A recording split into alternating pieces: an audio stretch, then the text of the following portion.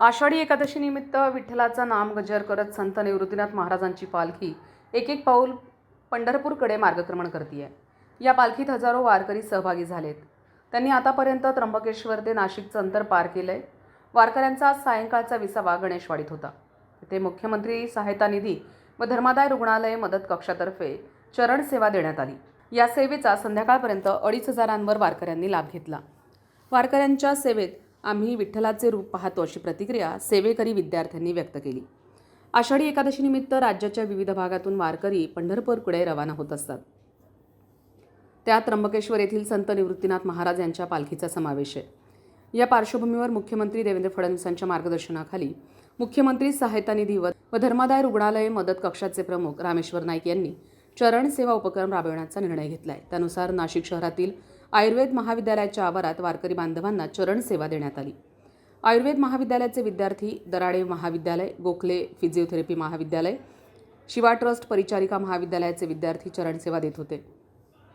त्यात ते पायांची मॉलिश करून देणे, प्रथमोपचार करून गोळ्या औषधं देत होते. त्यासाठी आयुर्वेद महाविद्यालयाचे वैद्यकीय अधीक्षक डॉक्टर पंकज दीक्षित, मुख्यमंत्री सहायता मदत कक्षाचे स्थानिक प्रमुख डॉक्टर चैतन्य बैरागी, समन्वयक अमित डेरे, महेश नारायणकर आदी मार्गदर्शन करत आहेत.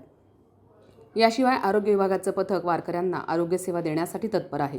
त्यांचाही वारकऱ्यांना लाभ होतोय. टाकेद तालुका इगतपुरी येथील काळू निगडे यांनी सांगितलं, वारीत त्र्यंबकेश्वरीतून सहभागी झालो आहे. वयोमानामुळे पायांना थोडा त्रास जाणवत होता, मात्र चरणसेवा मिळाल्यामुळे आता बरं वाटतंय. आयुर्वेद शाखेचे शिक्षण घेणारा अमित डहाळे यांना सांगितलं, चरणसेवा देण्याचा अनुभव वेगळाच आहे. प्रथमच अशा प्रकारची सेवा बजावताना आनंद होतोय. वारकऱ्यांच्या सेवेच्या माध्यमातून विठ्ठलाची सेवा केल्याची भावना होत असल्याचं त्यानं सांगितलं. संविधान न्यूजसाठी रामदास शीद, त्र्यंबकेश्वर. माझं नाव जिजाबाई मुरलीधर नागरे. मी वडगाववरून पिंपळून पाय आले. माझे पाय गुडघे दुखत होते, ते करून घेतले. आता एकदम खूप आराम पडला आहे. त्याचा खूप आभारी आहे. करून चालत आलो. एका पाय दुखत होते. त्या मुलाने आमची पायाची मॉलिश केल्याबद्दल आम्हाला खूप बरं वाटतं. ही सेवा देवेंद्र फडणवीस मुख्यमंत्री यांनी चालू केल्याबद्दल खूप आभारी आहे. शिवाजी नागरे. आम्ही शिन्नरवरून आलेलो आहे. आता त्र्यंबकेश्वरवरून पंढरपूरला पायी दिंडीत चाललेलो आहे. सेवा दिलेली सरकारने ही अतिउत्तम आहे. याच्यापासून आम्हाला खूप बरं वाटतं. आम्ही खूप आभारी आहे. नमस्कार, मी डॉक्टर पंकज दीक्षित, वैद्यकीय अधीक्षक आरोग्यशाळा रुग्णालय, गणेशवाडी, पंचवटी, नाशिक.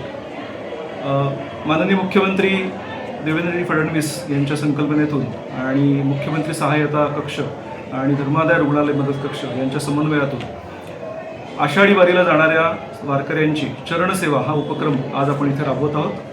संतश्रेष्ठ श्री निवृत्तीनाथ महाराज यांच्या पालखीचा मुक्काम आज आमच्या संस्थेत म्हणजे आयुर्वेद सेवा संघ गणेशवाडी, पंचवटी येथे आहे. तर त्या वारकऱ्यांची चरणसेवा असा उपक्रम आपण आज इथे राबवत आहोत. आमच्या महाविद्यालयाचे जवळजवळ 150 डॉक्टर्स या चरणसेवेमध्ये त्यांची सेवा देत आहेत.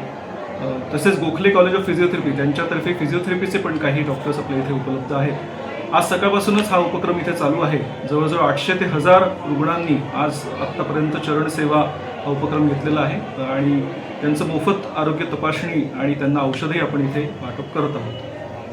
तर आम्ही डॉक्टर आहोत. आम्ही खूप सर्वांनाच पंढरीला जायची इच्छा असते, पांडुरंगाचं दर्शन घ्यायची इच्छा असते, पांडुरंगाच्या चरणाची सेवा करायची इच्छा असते. तर हे जे वारकरी जातात ह्यांची चरणसेवा ही आमची पांडुरंगाच्या चरणाशी रुजू व्हावी या संकल्पनेतनं आणि आम्ही त्या उपक्रमात सक्रिय सहभाग घेतलेला आहे.